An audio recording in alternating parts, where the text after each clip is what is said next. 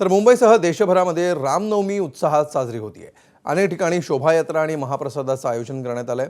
मुंबईतल्या चुनाभट्टी परिसरामध्ये देखील साईनाथ सेवा मंडळाच्या वतीनं रामनवमी उत्साहात साजरी केली गेली। प्रत्येक वर्षी मंडळाच्या वतीनं महाप्रसादाचं आयोजन केलं जातं, मात्र यंदा गॅस टंचाईमुळे चुलीवर महाप्रसाद बनवण्यात आलाय। जवळपास 500 किलो लाकूड यासाठी वापरण्यात आलं। आढावा घेतलाय आमचे प्रतिनिधी निलेश बुधावले यांनी।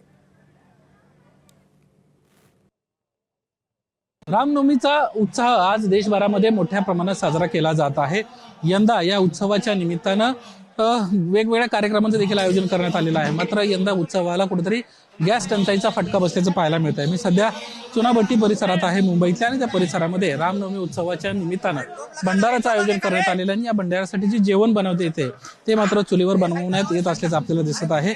खरं तर प्रत्येक वर्षी मोठ्या प्रमाणामध्ये अन्नदानाचा कार्यक्रम जो आहे तो या साईनाथ सेवा मंडळाच्या वतीने करण्यात येतो, आणि त्यासाठी या ठिकाणी हजारो भाविक जे आहेत ते प्रसादाचा लाभ घेण्यासाठी येत असतात। यंदा मात्र गॅस टंचाई आहे। घरगुती गॅस जरी आता मिळत असले तरी जे कमर्शियल गॅस आहे त्याचा मात्र मोठी अडचण झाली, आणि त्यामुळेच यंदा मंडळाच्या वतीनं शेगडीवर या ठिकाणी चूल मांडून भंडाऱ्याचं जे जेवण आहे ते बनवण्यात आल्याचं दिसतंय। आज या ठिकाणी आपण पाहतोय भंडाऱ्याला हजारो भाविक जे आहेत ते या ठिकाणी एकत्र आलेले आहेत, आणि भंडाऱ्याच्या निमित्तानं लोक या ठिकाणी प्रसादाचा आस्वाद घेत आहेत। मंडळाचे आपल्यासाठी अध्यक्ष आपल्या सोबत आहेत, आपण त्यांच्याशी बातचीत करणार आहोत।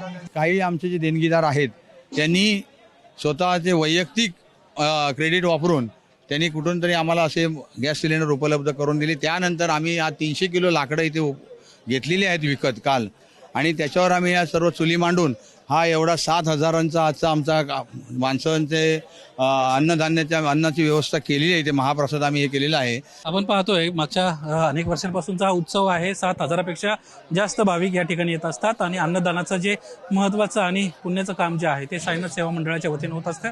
अध्यक्षांना देखील माहिती दिली, सध्या गॅस टंचाईचा फटका बसलाय, मात्र अन्नदानामध्ये आम्ही कुठेही कमी पडलेलो नाहीये। आज जेवढे भाविक या ठिकाणी येतील त्या सर्वांना या ठिकाणी प्रसादाचा लाभ देखील देण्यात येणार आहे। कॅमेरामॅन दीपेश महाजनसह निलेश बुधावले, एबीपी माझा, मुंबई। एबीपी माझा, उघडा डोळे बघा नीट।